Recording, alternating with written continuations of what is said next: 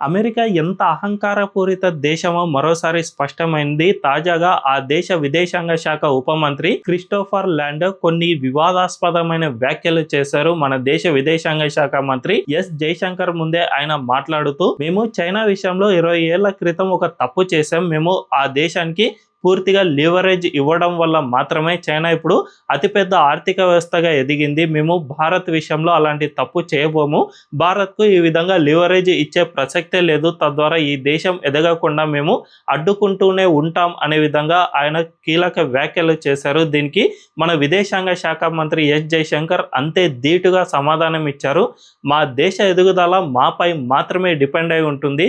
మమ్మల్ని ఎవడో అడ్డుకుంటానంటేనో మరొకడు తప్పు చేస్తేనో మా దేశ అభివృద్ధి అనేది ఆధారపడి ఉండదు. మా దేశ అభివృద్ధిని మేమే చేసుకుంటాం అనే విధంగా ఆయనకు అంతే ధీటుగా సమాధానం ఇచ్చారు. నిజానికి అమెరికా మన దేశం ఎదగకుండా ఇప్పటికే చాలా ప్రయత్నాలే చేస్తుంది. పాకిస్తాన్కు పరోక్షంగా సపోర్ట్ చేయడం అండ్ 5 ఐస్ నేషన్స్ ఏవైతే ఉన్నాయో వాటి నుంచి ఖలిస్తానీ వేర్పాటువాదాన్ని ప్రోత్సహించడం నుంచి మన దేశ అభివృద్ధికి సహకారం అందించకుండా ఆర్థిక పరమైన అడ్డంకులను క్రియేట్ చేయడం వరకు అనేక ప్రయత్నాలు చేస్తూ ఉన్నా కూడా ఈ దేశం ఎప్పటికప్పుడు ఆర్థిక వ్యవస్థలో ఎదుగుతూనే ఉంది అన్నది మాత్రం అమెరికా ఎంత త్వరగా గుర్తిస్తే అంత మంచిదని చెప్పకనే చెప్పుకోవచ్చు.